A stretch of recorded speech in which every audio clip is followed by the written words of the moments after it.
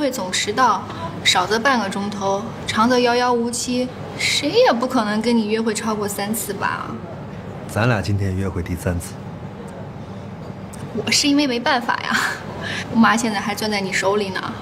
那别说是我在这儿等你吃饭了，我就是让我守在手术室外边，特别枯燥的等你，我也得啃呐。就算你妈攥在我手里，我也不会强人所难。你这属于用词不当，有点像我大师兄的女儿。她前一阵在学校造句，写的是爸爸的脸蛋上有很多皱纹，然后老师给划了一个大叉。为什么？少写一个脸字。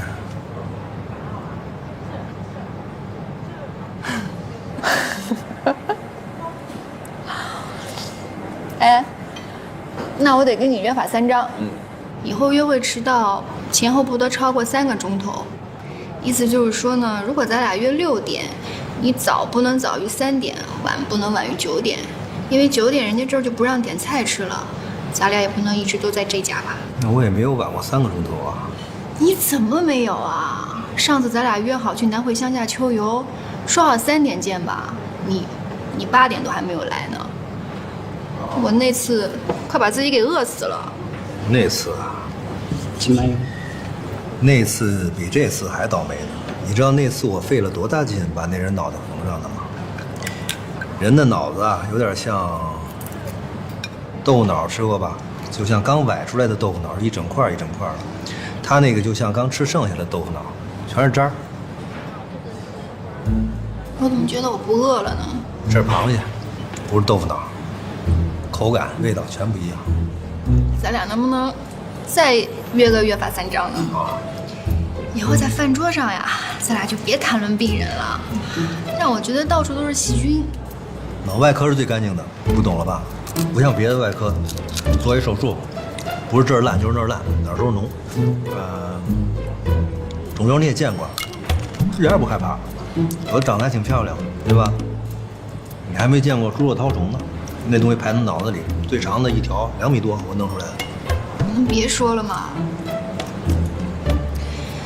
我反正是看到我的未来了，结果2种：一，急速瘦身，反正现在什么东西我也不想吃了；二，胖成大妈，什么事儿都听习惯了以后呢，就可以把这些话拌成调料，越吃越香。你这样，下回你要开新戏的时候，我就天天陪你吃饭，你就瘦了，对吧？有点不详啊，医院对吗？喂，我在医院附近啊。好，马上回去啊！你把2拨人分开，不用叫警察啊！现在就要走啊？行吧？怎么办呢？走呗。这卡能打折啊！密码666。这边还有吗？没了。再请你吗？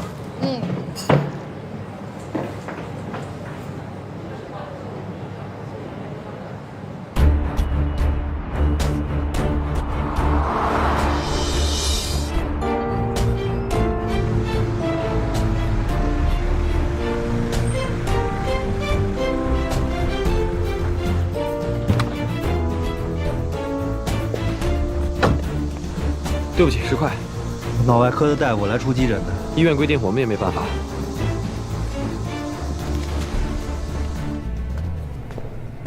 人死了？没有啊，没死怎么打起来了？不是说来的时候就没有生命指征了吗？那是一个开宝马7的主，一什么家族企业的董事长。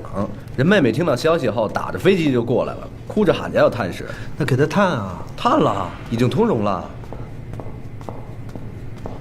我跟你们说啊，他也有个3长2短的，你们这是傻逼，是不是傻逼知道不知道啊？我告诉你，他已经有3长2短了。他刚进来的时候各项评分只有4了，你知道吗？说2句。怎么了，大姐？哎呦，霍医生，这人不讲理，拿一破纸非要往那床头上贴，不让贴就你不贴。少说2句，少说2句。怎么了，大姐？他刚才非要贴个符贴进去，非要进去，是在什么当地特灵的什么庙里求来的，怎么都控制不住他。他这就……大姐，有什么事儿您说。倒杯水来。我刚刚倒了，他不喝。我不喝。大姐，我是病人的主治大夫，有什么事儿您都可以跟我说。啊，您是大夫？是。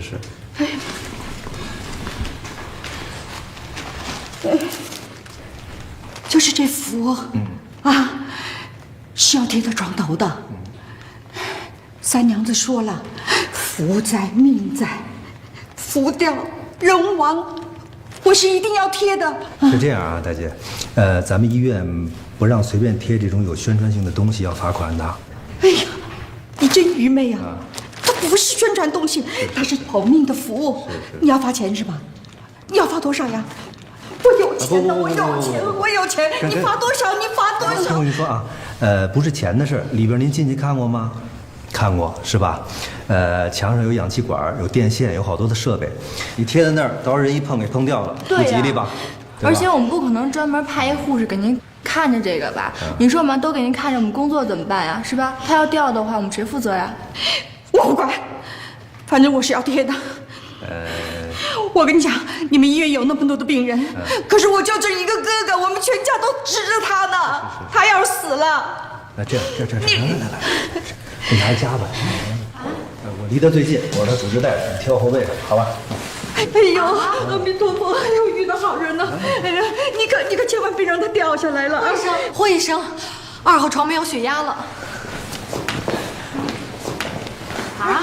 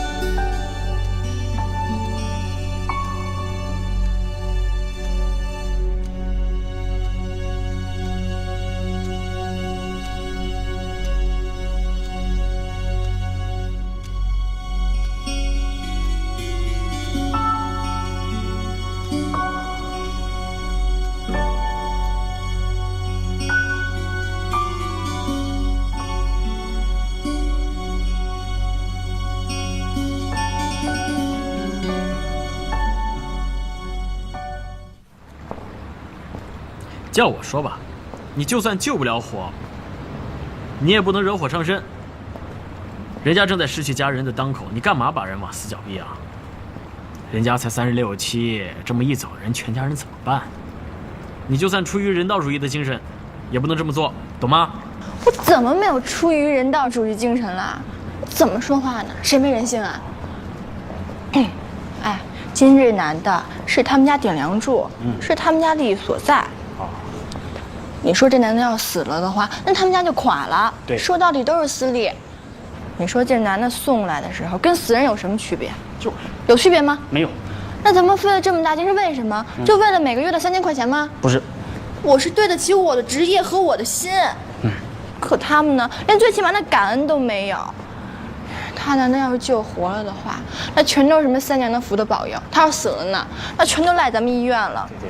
那要是这样的话，他干嘛不送进庙里啊？就是送咱们医院干嘛？没错啊，送庙里得了，送医院干嘛呀？你说。所以你说我说这话有问题吗？没问题。有什么问题？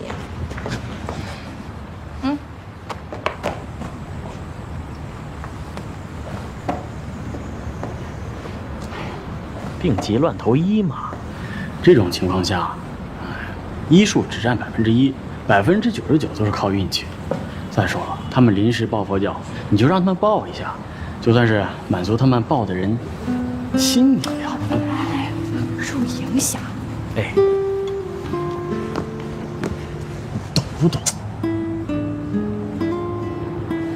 我问你，你知道刮鼻子的刮怎么写吗？不就是那瓜吗？一看你就是语文老师死的早。来来来，是一个舌头的舌加上利刀旁。你直接说刮光的刮不就行了吗？专业。我就喜欢看你笑，你以后多笑一笑，我就开心了。我以前是很喜欢笑的，可是我现在烦恼越来越多了，每天都是开开心心上班来，生生气气回家去。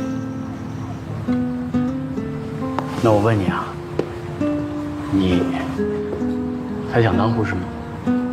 虽然没有像以前那么兴奋了吧，不过我现在还挺喜欢这个行业的。哪怕别人骂你，大部分人都挺好的呀。你知道上个月出来那个王妈妈吗？她今天路过这里，专门给我带了点心呢。是吗？我现在发现了一个问题，这越富的人呀，他就越不知道感恩。可是越穷的人呢，你像王妈妈，你对她好那么一点点，她都记在心里。像那些开宝马的什么的，你对她再好啊，都没有用的。我没有宝马，我就是穷人，我就知道你对我好。我对你本来就挺好的。我觉得呀，全世界哪儿都有好人，哪儿都有坏人，好人永远比坏人多，这样我们的社会才会安定繁荣嘛。别的地方我不知道，反正我觉得咱们医院啊，现在是越来越乱了，每天都在上演打砸抢，这不全武行吗？我以后一定要告诉我的学妹们，进医院之前不光要学会打针，还要学会女子防身术。呀，你要是学会了，我怎么办呀 ？NND 呀，什么 ND 呀？是不是傻？奶奶的。说今天那男的他妹妹得有180多斤吧，他要真把我给砸了，那我不成半残了。NND， 对吧？好了吧，你发泄完了吧？没有，还没有？那你要怎样啊？唱歌给我听。别闹了，夜深人静的，您我要套了。听《长江7号爱地球》。啊！哎呀，都晚了，你看都几点了？你唱不唱？你唱不唱？你唱不唱？啊，唱了，唱。好辣！你帮我看点人啊。小点声。卡叽卡叽卡叽是什么东西？地球上最大秘密，我要告诉你。1、2、3、4、5、6、7，它叫长江7。太空来的小狗，长江7。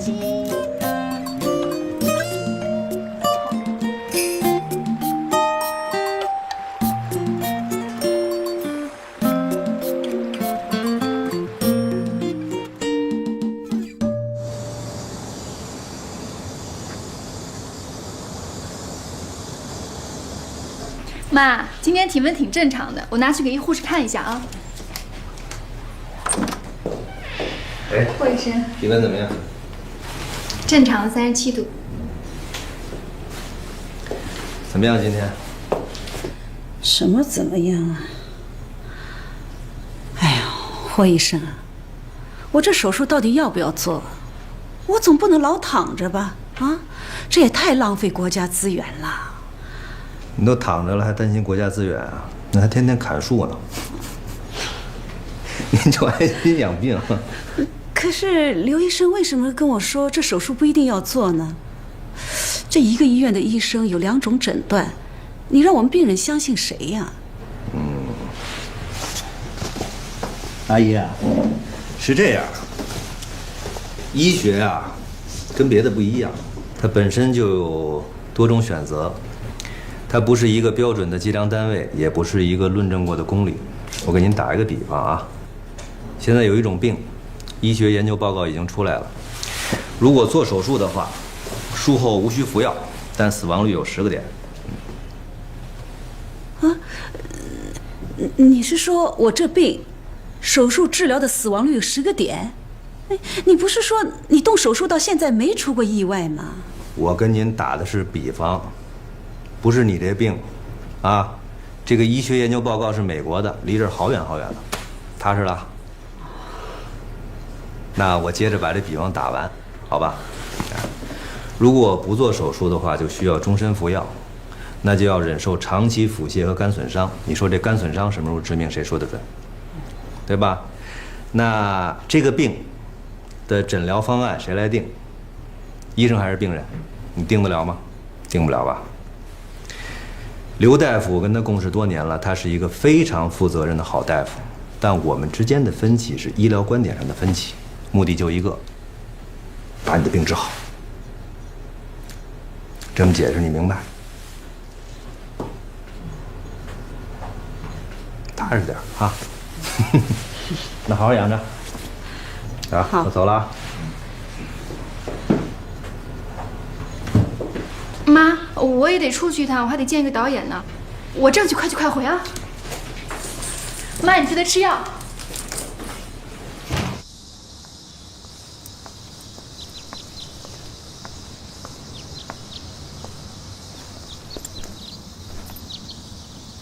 你怎么了？看起来那么疲倦，昨天晚上干坏事去了？昨天晚上有一个急救病人，2、3次都快不行了，然后忙了一夜，病人家属特别纠结，差点没打起来。那个病人后来死了吗？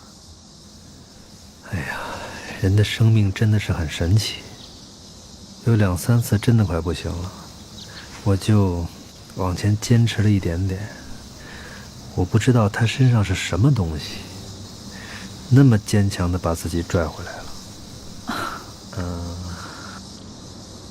那也不知道是他姐姐还是他妹妹，从庙里请了张符，非要贴在医院的墙上。啊！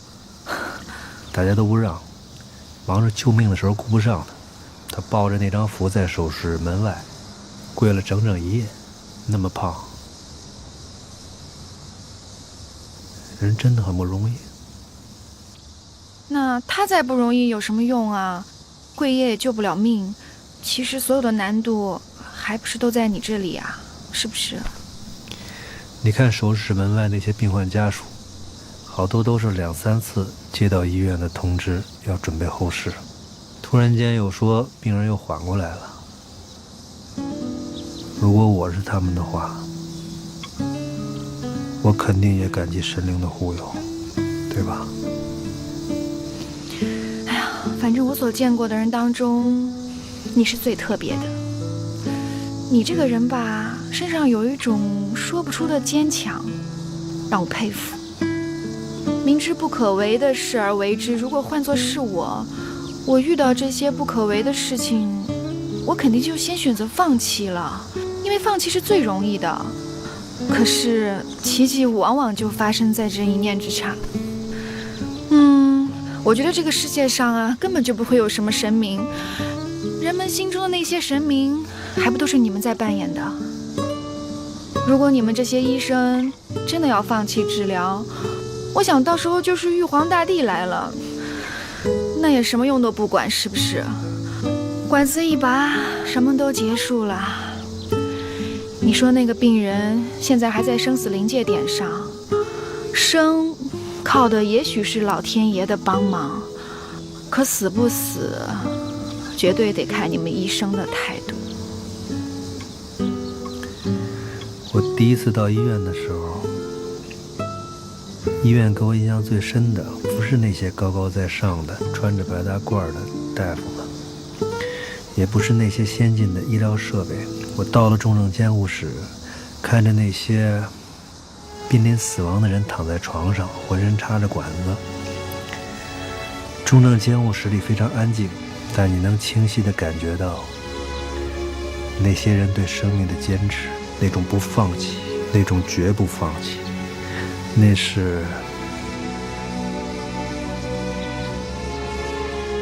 希望。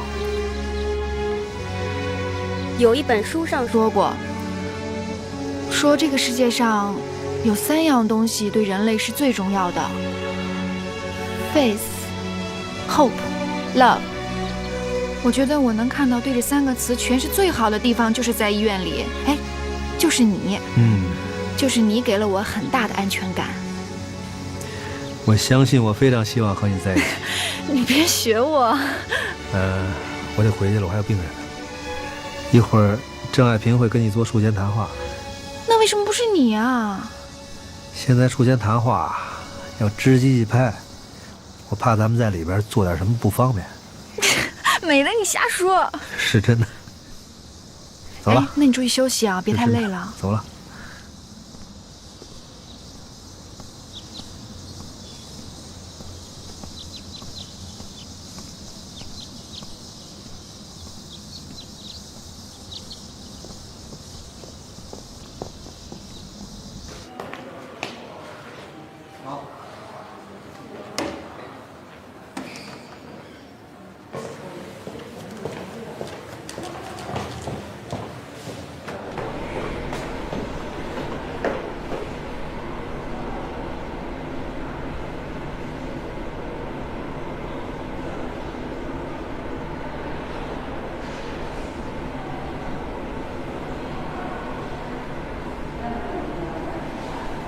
凶险，非常凶险。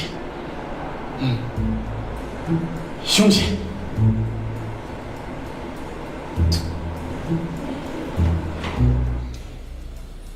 凶险，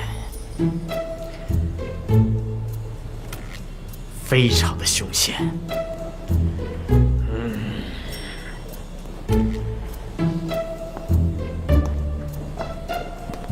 郑医生，你找我？坐吧。怎么就你一个人啊？家属呢？我就是啊。那不行，那必须2个家属以上。去把你爸爸叫过来吧，他必须在。好。哦。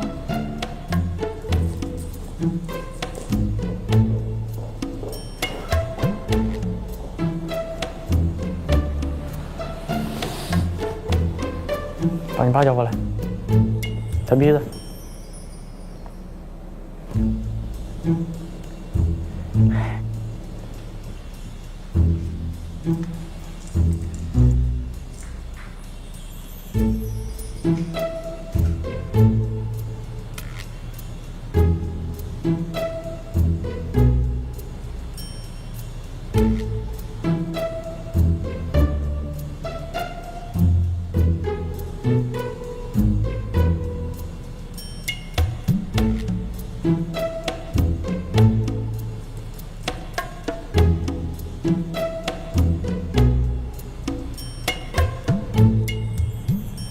你是1807王淑萍的家属？哎，是的，我是她丈夫。我是他女儿。是这样，王淑萍的手术定在本周4进行。按照惯例，我们需要跟你们进行一次术前谈话啊。谈话呢是针对王淑萍的手术进行的。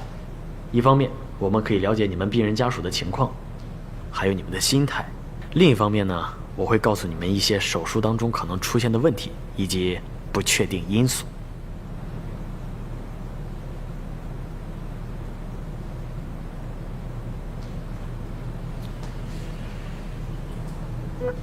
有什么问题吗？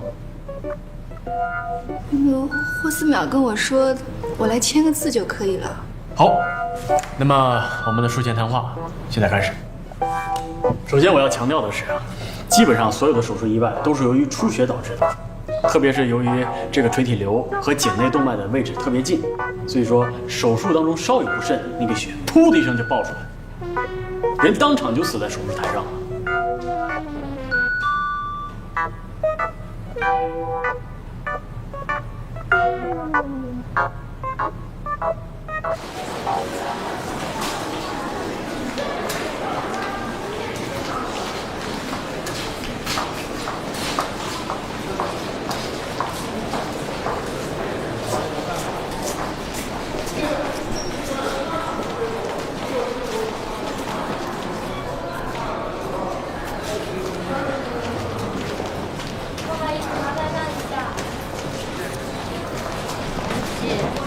你舅妈死在我们医院里啊？什么时候？就是昨天晚上。我告诉你啊，事情是这个样子的。我舅妈呢到你们医院看感冒，医生说要吊水，吊3天。那吊着吊着，昨天正好第3天，哎，吊死了。不可能。 No，你都说不可能吧？你是医院的护士，你最专业、最懂了，你都说不可能，那问题就是在医院。你小点声，我不是这个意思。我的意思是说，你舅妈有没有心脏病、高血压？心脏病肯定是没有的，高血压嘛，她那么大年纪，总归有一点的。哦，高血压吊水会吊死啊！你瞎讲有什么讲头啊？脑溢血，医生怎么说吧？说，小美啊，我不是针对你啊，但是你们这个医院的医生，我意见很大，我很不能接受他们的态度。我们家里人死掉了，人死掉了，问一下理由，这个权利总该有的吧？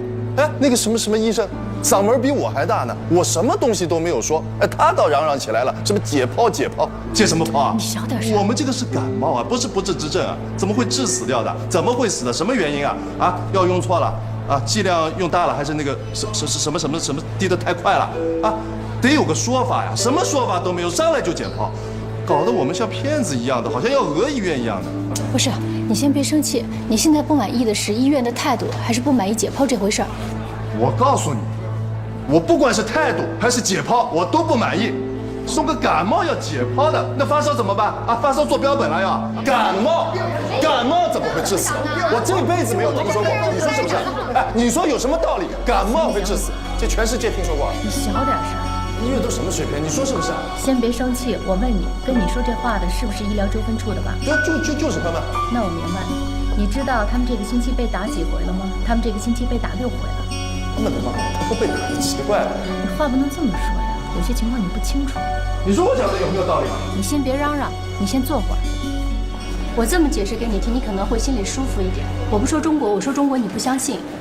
我告诉你，美国每年因为多少人死于普通感冒？36000人，这个数字是网上公开的，你随便查都能查到。美国多少人口？2亿。中国多少人口？至少高于美国6倍吧。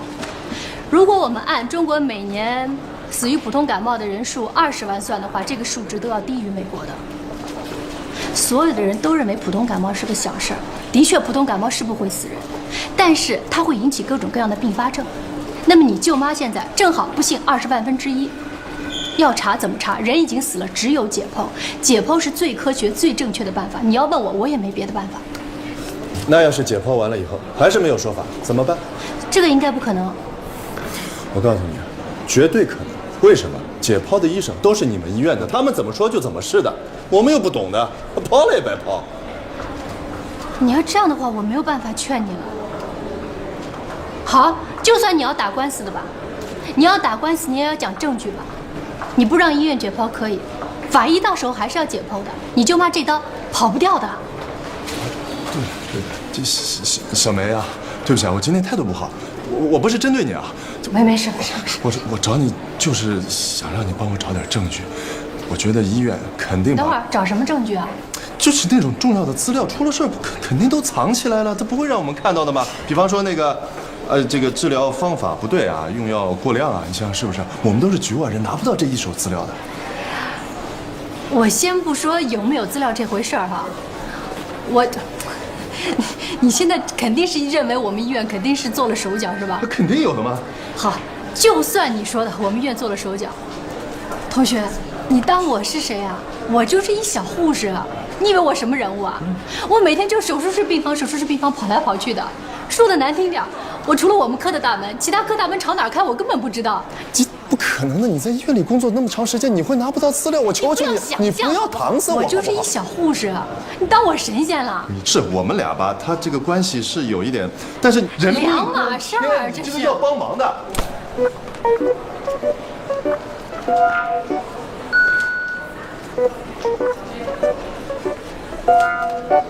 哎呦，对，谈恋爱呢是吧？那我先出去一会儿。是不是谈恋爱？我那个，我一个朋友，他舅妈刚在我们医院过世，找我打听点事儿。不是医患纠纷官司啊？不是，先生，医患纠纷官司，你找他干什么？他一个小护士，连护士长都不是，你找他说有用吗？这是我们科原来的医生。不是，我跟你说，这种事儿你一定要找律师。有一个律师事务所，应该叫不是，应该叫医群，就医生的医，群众的群啊。喂，人没说要打官司。不是这种事儿，你肯定是要找律师办。人没说一定要打官司。不是你告诉人家一下，就上网就查得到啊，上网就是这样。你有什么事儿的话，你给我打电话，你把你舅妈名字发我手机上，我侧面我帮你问问吧，先好吧？你别急了啊，你这样问的啊，这找律师去。不是你什么群？医生的医，群众的群，啊。哦，那个上网之后什么电话联系方式都有啊。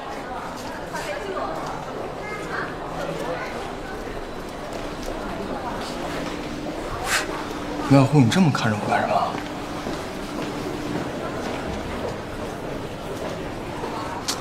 不是你怎么看着我浑身不自在？你怎么了我？你没什么要跟我解释的吗？我有解释，不知道是不是你想听的那种。说来听听。我吧，手机关，加班，还拿我们当哥们儿吗？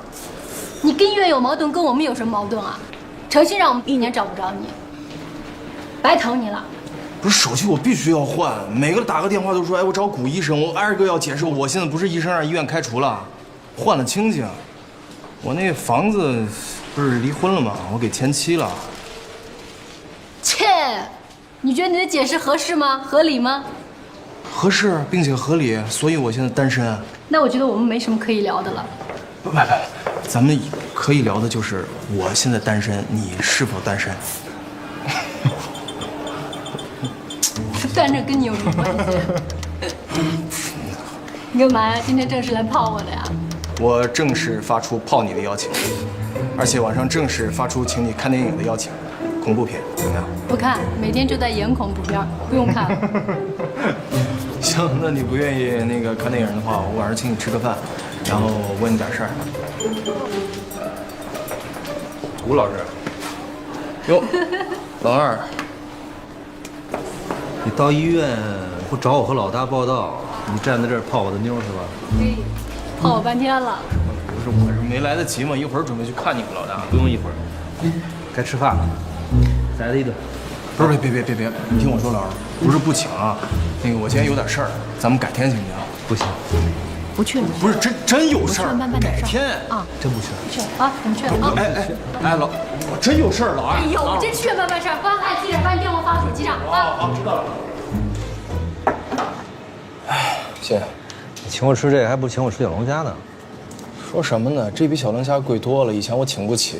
不是大餐吗？一会儿有牛排呢，喝点皮蛋。我不喝。你不当大夫的规矩都忘了吧？下午还得回院。拿咖啡吧。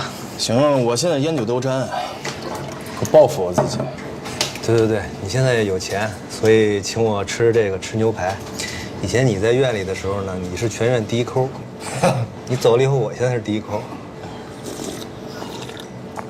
你现在干什么呢？这么有钱？哎，别说我了。对了，也没见到老大，老大最近怎么样？楠楠那边怎么样了？做透析呗，等肾源。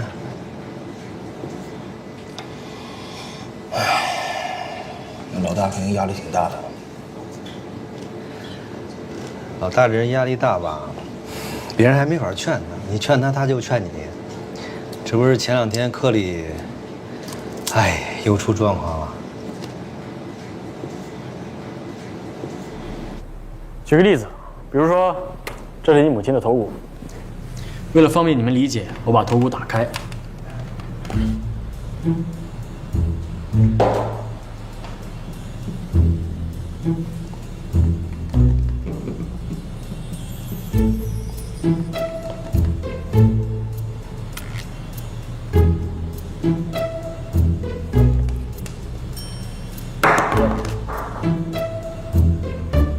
别担心啊，这是小脑，跟你母亲的手术没有关系。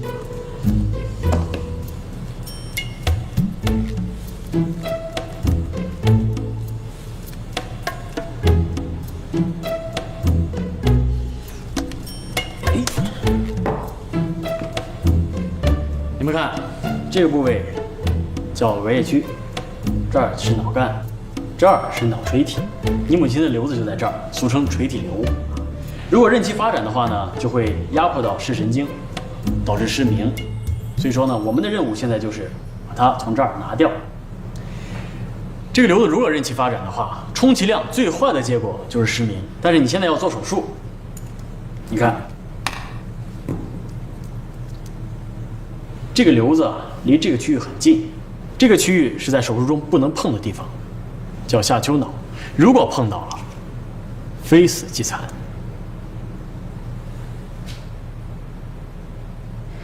医生，这两个离得很近，那能避免吗？碰到的可能性很小啊。我们现在运用的都是微创显微镜技术，你看着好像是连在一起，但其实啊，在显微镜里面看还是有距离的，放心吧。但不代表这是没有可能的，这是大脑手术，跟其他手术不一样。大脑是我们的神经中枢，它负责支配我们所有的活动。如果做手术的时候，突然间出现了什么意外，那就是命悬一线、非生即死的事儿。你比如说，前几天我们科里啊有一台小手术，人推出来的时候好好的，突然之间心跳骤停，不知道原因，人挂了。再往前几天，还是一个极小的手术，推出来大家喜笑颜开的，哎，没几天，胃大出血了，人又挂了。哦对了，还有你母亲的那个床位问题，你知道为什么有新床位吗？那是因为之前的那个病人啊，推进去的时候，我们把头骨打开一看，呀，血管畸形，没法办。没办法，又给缝上推出来。所以说啊，这个都不一样。人和人长得也不一样，理论的判断和实际的操作永远是有区别的。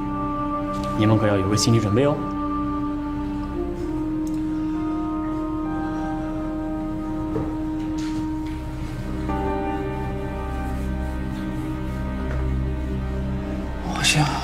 好像忘记带数学救心丸了。我找找。这儿。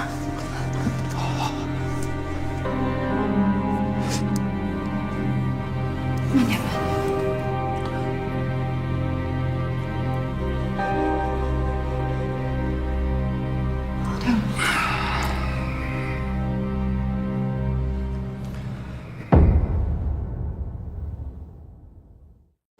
这不是前2天科里，又出状况了。这老大挨着个的给别人开会。咱们科不出纠纷那不正常，出纠纷很正常。跟你在的时候不一样。现在去医院看病的病人兜里装一个 MP3 录音，然后弄得我们科里，一旦要讲手术风险的时候，我们支一个 DV， 录下来。这已经不是看病了。所以现在病人不相信大夫，大夫不相信病人，这病没法看，对吧？到最后倒霉的是病人。包括院里现在好多大夫，不是熟人的刀已经不开了，生的都推出去。不是都跟你们这么想，病人不等死啊？都跟他们那么想，病人等死。为什么？中国的医药事业之所以发展的这么好，就是因为有我这么负责的好大夫，胆子又大，运气又好。要脸人家。还有老大。胡泽新，是这样啊，手术做的越多，风险就越大。前2天老大也出事了，出什么事儿了？开一个良性肿瘤，又开出一胃出血，人家病患青壮年就给他告了。命，我跟你说，老二，这就是命。我和老大命都不好，不像你，怎么这种事儿找不上你呢？啊，你命好呗。我不可能一辈子运气都好吧？我现在主修的是穿雨鞋。不是，什么叫穿雨鞋啊？补病历啊。你在的时候，你在的时候没有，就是补病历。再有吧，病历现在怎么个补法？你在的时候什么时候补？星期5做的手术，你星期1补啊。你比如说现在。如果病房里的住院病人突然有了问题，要做一个检查，我不可能到门诊把病历调过来，我开个单子就让他去做了，如果这个时候做完检查他要做手术，如果这个时候做手术出了事儿，病历上没写，我就死定了。所以做完检查我补病历，做完手术我补病历。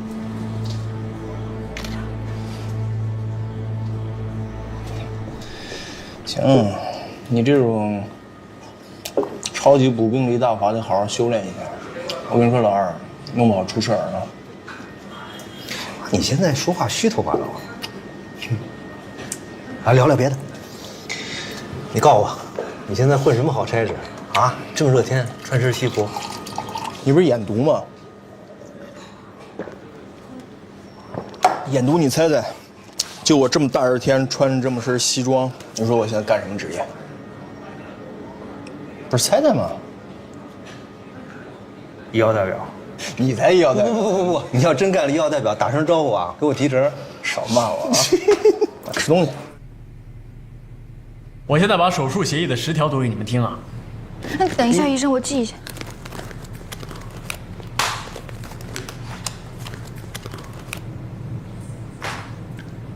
1. 任何手术麻醉都存在风险。2. 任何所用的药物都可能产生副作用，包括轻度的恶心、皮疹等症状，到严重的过敏性。